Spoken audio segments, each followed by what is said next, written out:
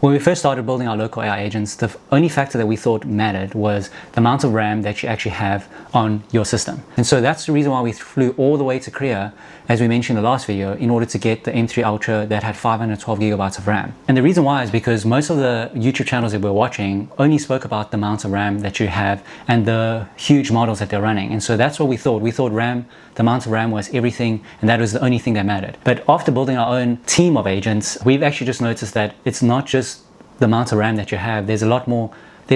Well, not a lot more. I'd say there's two other main factors that you actually need to look for. And so that's what I'm going to try to cover today, just to give you guys an idea or a better understanding. So when you're actually out in the market shopping for a laptop or shopping for a Mac Studio or something, you actually know what you're actually buying. So if you're looking at this slide, all that this really just shows you is that the RAM capacity just means the amount of RAM that you have. So the more RAM that you have, the more models you can actually fit onto your computer.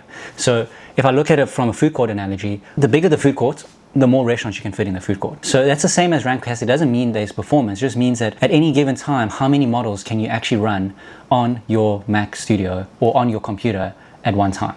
Okay, so obviously the more you have, the more agents you can load onto it, or larger models onto your Mac. So if you have a small amount of RAM capacity, then you can only load those very small models. But if you have a decent sized one, I wouldn't say ours is huge, but I would just say that it's big enough to run models that run our business at the moment. Okay, so that's all that this really means. In the second slide, this just basically shows you that even though you have a lot of RAM, which we spoke about, which is the food court, because you're running it off one computer, you basically all have one shared kitchen. So basically it doesn't matter how many orders you have over here or how much RAM you've got, all the orders that you get from, let's say, 10 different customers will all have to be cooked by one kitchen. So that's the limiter. Okay, but obviously now if that's a limitation that you have, which I mean, because it's on one computer, then the only way to determine how fast your performance would be how quickly this kitchen gets turned over. And those two factors will be determined by how many chefs, which is the number of GPU cores you have, and then also how fast is your RAM, how fast is the bandwidth speed, which in this case is how fast are the delivery trucks that can deliver your ingredients. The faster the delivery truck that can deliver your ingredients, obviously the faster your kitchen gets ingredients, the faster they can start cooking, right? And the same as the number of chefs or number of GPU cores. The more GPU cores that you have, the more chefs that are in the kitchen, which means the more tasks that you can run at the same time.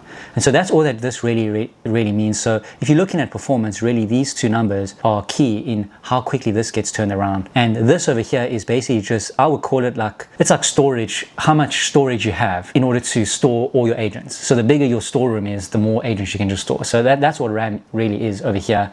And this just means how fast your RAM is. The way you actually determine how fast your RAM is you just put your Mac or your computer or your graphics card into online, and then you just ask Google, how fast is this bandwidth speed, and it will give you an indication. For ours, it's 819 gigabytes per second. I don't know, I think that's decent. You can get all the way up to 3000 gigabytes per second and more. So for us, because we Mac users, we kind of max out at that at the moment. And for the number of GPU cores, that's normally shown when you buy the computer. You'd probably be able to see how many GPU cores that you actually have. Hopefully that makes sense. And obviously this doesn't determine how fast your agents, this just from a hardware point of view determines how fast your agents run. There's a lot of things that you can do on the software side that makes your agents run faster, which I can explain in another video on how we actually got our agents, even the larger models, to run faster for us, especially if you're running it through Hermes agents or OpenClaw. For this slide, I kind of just wanted to give people, anyone that's looking to get into local AI, kind of hope or no excuses of why they can get started even though they don't have a lot of RAM. And the reason why I say that is because about 80% of our workflow is, or I'd say 90% of workflow is run with our smaller models. For 80% of the tasks that we have, these two are our virtual assistants, you can call it. One's called Yuki, and then that's Tamrin's virtual assistant, and Luna is my virtual assistant. And essentially we run them off Gemma 426B, which takes about 17 gigs of RAM on our system at the moment. Okay, so it's not a huge, if you have a 32 gig RAM computer, you'd be able to run that model quite easily. And there is a smaller model than that you can use if you have like a 16 gig RAM computer.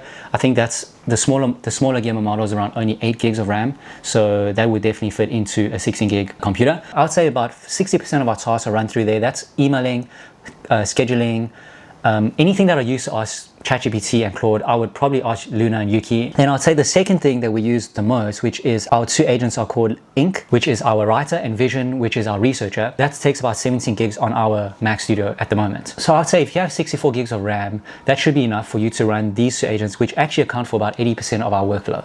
And the reason why we use Vision and Ink so much is because a lot of the research that we do for maybe clients' work, we actually run it through Vision because he's more specialized in research. And then also for a lot of the proposals that we do for our clients, it also runs through Vision because it does research on the client's company, etc., before we actually give a proposal out. The other thing that we use Vision for is that it actually goes out and does market research for us. So it will do research on all the YouTube topics that we have, or what are the best YouTube videos that we should be making next, some of the LinkedIn posts, what are good LinkedIn posts that we should be writing on. It also actually prospects for us, it goes out and looks for clients for us. And so a lot of that is all done on the smaller model. So even if you don't have 512 gigs of RAM, you still will be able to run these local models. And I feel like there is really no excuses not to actually get into local AI. And these smaller models are way faster than the bigger models. And if you look on the right over here, we've got an agent called Grandmaster. And the reason why we're calling the Grandmaster was because he is the smartest agent that we have at the moment. And basically we only use him for specialized tasks. He mainly runs on the background around 5 a.m. in the morning. He does every night, he checks all the chat session, he checks all the code, and he checks everything that is running smoothly, checks the security, make sure there's nothing wrong on that end. And so that's what we actually use him for. Sometimes we actually use him to build websites for us. And the reason why we do that is because all websites are built with HTML. And the thing with AI is that HTML is actually kind of like, we could call their native language. So when you're asking them to build websites, it's really easy for them to build really, really good websites, especially if you're using a really, really big model like the GLM 5.2. The GLM 5.2 is so good that it actually can build websites as good as Fable 5. I would say sometimes it actually builds websites way better than the ones that we tested on Fable 5. And so if you do have the RAM, and you are in websites, then I would highly recommend checking out GLM 5.2 and just testing it out. And then the last slide I just want to leave you guys is basically just a summary of what we went through. RAM is just how big your food court, and that's the capacity, how many agents you can run on one system. Then you've got GPU cores, that just shows you how many chefs you have in the kitchen, and that determines how many tasks you can run at the same time. And then the bandwidth speed, which is how fast your RAM is basically just determines how fast ingredients get delivered to the kitchen so that your chefs can actually start working. Those three together are the hardware side of things that actually determine how many agents you can run on your system and actually how fast your agents actually run. There obviously is a software side of things where you can actually make your agents run faster, especially if you're running through a Hermes agent harness or you're running through OpenClaw. A lot of those systems actually slow down your agents, and the reason why is because of a whole bunch of factors, which I can show you in maybe the next video or another video. And we've figured out a way to actually make our agents run faster, even though we're running it through those frameworks. If you have any questions or you want these slides, I'll link the slides in the link in the description below. And if you have questions, you can comment below. And if I didn't cover anything clearly, I'll try and make another video that will cover those questions if that question comes up quite often. So yeah, and hopefully Tams will be better by the next video, and then we can actually record together. It's a lot more fun recording with her than actually just sitting here and just talking to, just staring into a lens the whole time. So we'll see you guys in the next one.